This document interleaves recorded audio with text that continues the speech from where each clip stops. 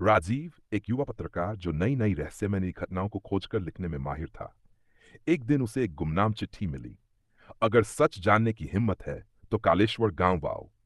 गुफा में छुपा है वो राज जो सदियों से किसी ने नहीं जाना।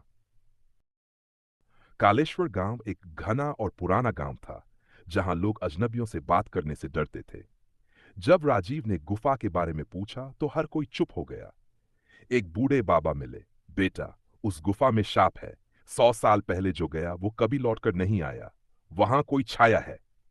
राजीव ने सोचा, डर में ही तो सबसे बड़ा सच छिपा होता है। अगली रात टॉर्च लेकर राजीव अकेले गुफा में घुस गया। अंदर जाते ही एक अजीब सन्नाटा और ठंड महसूस हुई। दीवारों पर प्राचीन चित्र बने थे।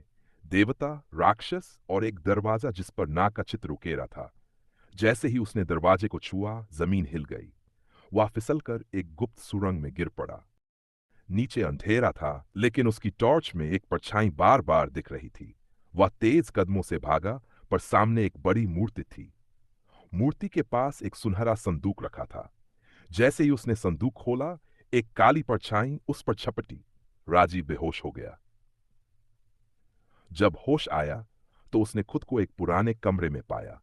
वहां एक डायरी पड़ी थी, किसी आर्यभट्ट द्वितीय नामक ऋषि की। उसमें लिखा था, मैंने कालेश्वर गुफा में कालशक्ति को बंद किया है। वह शक्ति अमर है, लेकिन चेतन नहीं। कोई उसे जगाए तो विनाश निश्चित है। राजीव को समझ आया कि वही कालशक्ति अब जाग गई है।